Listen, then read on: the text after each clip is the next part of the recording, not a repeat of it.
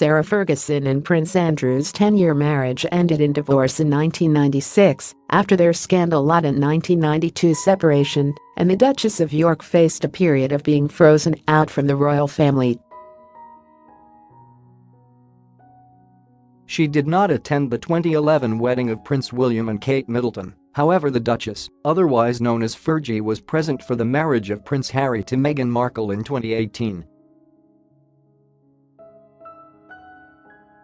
Podcast Pod Save the Queen is hosted by Ann Gripper and regularly features Daily Mirror royal editor Russell Myers.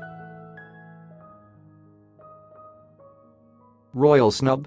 How Meghan Markle could mimic Fergie, not Kate or Diana. Sarah Ferguson News. How Andrew and Fergie really riled Charles in June. Listeners heard from body language expert Judy James on how Fergie was insecure and vulnerable on the big day at St. George's Chapel, Windsor.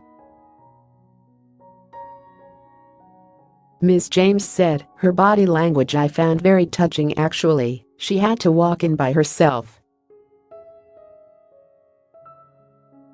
She was doing these little baby waves and a slightly creeping walk.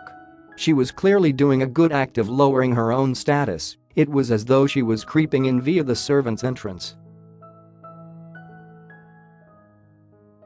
I thought that was a bit of a shame, and it was unnecessary. I noticed that one of her daughters quite quickly said, 'Where's Mum?' in a church that small. I think that was a bit mean." Ms. James also noted that Meghan's mother Doria Ragland attended the event on her own. She said, "They could have put Fergie with Doria Ragland. I didn't like both of those women appearing to be on their own."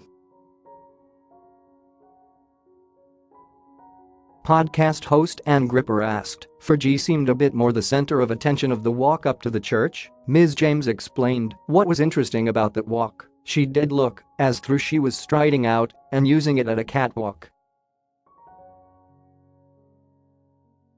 But when you look closely, it's interesting how much effort she was putting into looking that brave. She would do a big beaming wave to the crowd, but then her face would suddenly drop.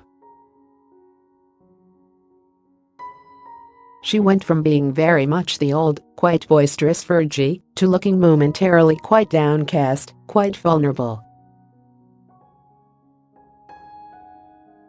That sucked-in lip expression is often a sign of regret. I think we were actually watching someone who felt quite vulnerable. Small waves where the hand is not held very high, Ms. Jones said, are usually a sign of insecurity, a desire to be liked, and not feeling too sure of yourself.